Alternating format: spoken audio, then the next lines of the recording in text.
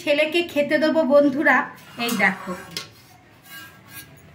একটু সাজিয়ে ছেলেকে আজকে আমি খেতে দিচ্ছি। এই গরম ভাত আর এই লেবু, কাঁচা লঙ্কা, আর করেছি এই রকম মূলো ছেচকি,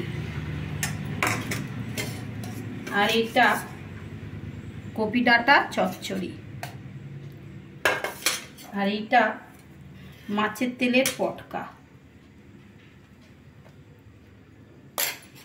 আর দেবো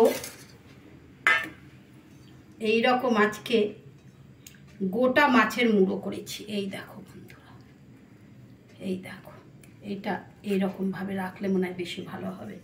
আর একটা মাছ দেবো, একটা মুড়ো দেবো ছেলেকে। এই যে এই মাছটা মুড়ো, আজ আমি এরকম বড়ি আলু দিয়ে মাছের ঝোল করেছি।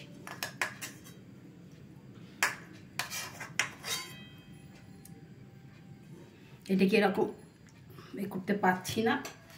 এই দেখো বন্ধুরা, এই যে এইরকম বড়ি আলু দিয়ে আমার পোনা মাছের ঝোল।